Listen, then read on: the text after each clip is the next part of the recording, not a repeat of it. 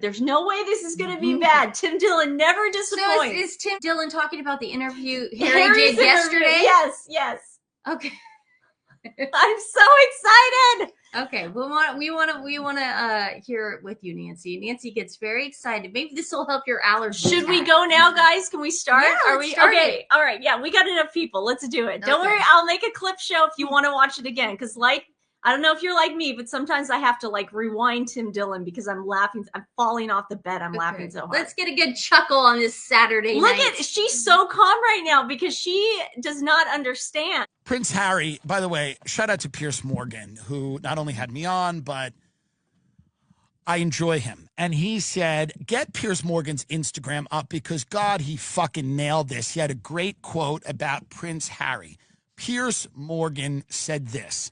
This is his most recent post about Prince Harry. Real, not his show, him. Get his personal one. I follow his personal one. It's more fun. Yes. Let me read this. Read it, producer, because I want the wording exactly right. You're closer to it. I stand with King Charles against his treacherous rat of a son, Harry. Correct. That is correct. By the way, that is correct. That is correct. That is correct. Who's with me? Piers Morgan. Say it again. Play it again, Sam. Say it. I stand with King Charles against his treacherous rat of a son, Harry. Who's with me? I am Piers. I am with you because Harry is a rat and he's treacherous. He's a treacherous rat, and his father's dying of cancer, and he's on an interview.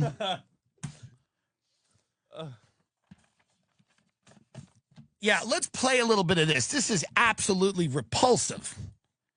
This Prince Harry, he's a gutless human being. His father's got cancer, and this guy, he just sucks.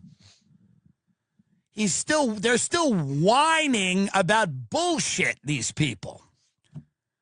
I mean, it really is such a fucking nightmare. You have a dad who's got cancer, who's fighting a battle, and he might not win it, and then you're on an interview whining about your family? All right, let's take a little listen here. I can't see a world in which I would be bringing my wife and children back to the UK at this point. And the things that they're going to miss is, well, everything. You know, I love my country. I always have done.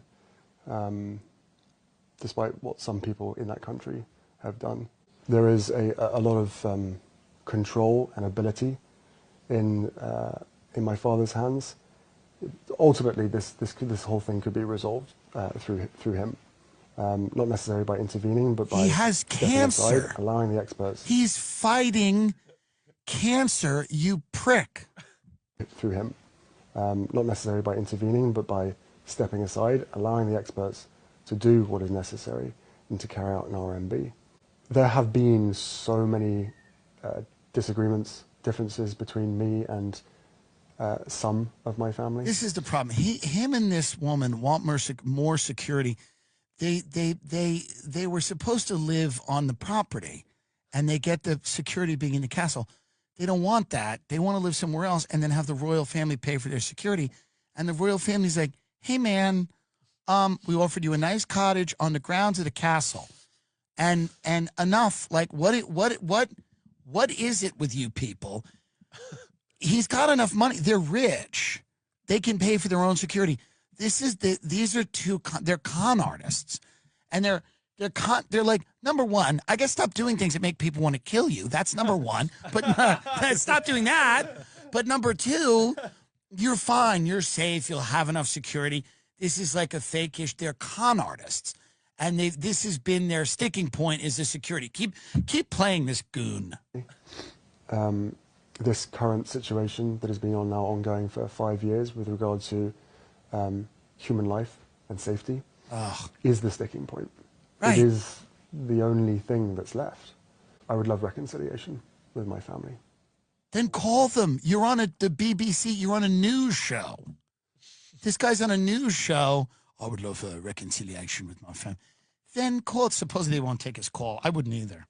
As I learned through the First Nations throughout Canada, because of the Invictus Games, their goal in life was always truth and reconciliation. Oh, God. And I turned around to them in many conversations and I said, right, but... As I learned from the savages that we imprisoned many years ago, the goal in life is reconciliation. That this guy, he's demanding like security. She's paranoid. They think everyone's trying to kill. By the way, this is the worst. These are the worst type of people. The people that no matter what can never have like enough security around. They're clearly safe. They have security.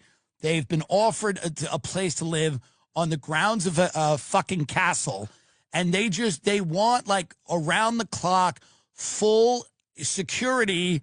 What is happening here? Like, that's the only reason that this guy is still in this multi-year war with his cancer-stricken father, is because he doesn't have enough security. All right, get him out of here. Get him out of here. Reconcile with your family, you fishwife. That's an English insult. Fishwife. Spot on, Tim. I could have had an hour of that. Could have too. I mean, just the way he thinks, he definitely thinks like you. Because if you watch our video from yesterday, Nancy is spewing the exact same thing. I mean, everyone is so frustrated with this guy. You want to reconcile? Of course you want to reconcile now, because you have no other options. You lost the court appeal. Yeah. You're running out of money. Your wife is not bringing home the bacon. No. It's not like she married a prince. Yeah. I mean, you have no other options. He is a moron. And then instead of going to his dad or flying to the UK, he goes on another show and starts whining about how awful his dad is. But he's lying, because he's like, my dad won't talk to me because of this court case. That is such a lie. Look at what Piers Morgan put up. This was on the cover of The Sun. The moment when you realize you're now a dead-eyed, drug-addled, pussy-whipped, whiny, entitled, arrogant, hypocritical little twerp, loathed by your family and public. Well, true. Allegedly, but yeah, that's what Pierce says. Not good for him. Definitely looks like he's struggling. That's for what sure. Did he think? What do you got? Like, tell us in the comments. What the hell did he think was going to come out of this? He thought he might win. No. I'm talking about out of this. Listen, he lost by having this interview. Then we said yesterday, Americans are not going to handle this with kid gloves. Marcia, nobody wants to pay for those two idiots' security. But it is more optics. It's like, I love how Tim Dillon makes that a point where it's like, they want the security like Kim wanted the security after the fake robbery. Explain to them. Allegedly. The that don't know. I personally believe that Kim Kardashian wasn't robbed the way she said she was robbed in Paris. That's my opinion. I have my right to my opinion. I think that she wanted to up the security for the optics of it.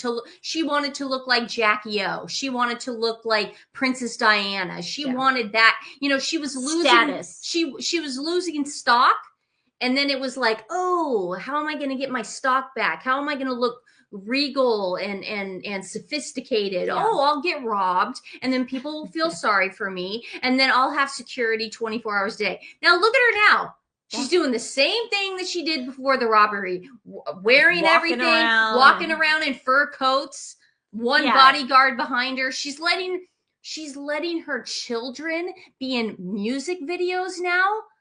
That's appropriate. You want to keep your children safe, but you're putting them in music videos that exploit children, that sexualize children. Well, there was a lot of people that came out after that, including Howard Stern. Yeah, she did it to upstage.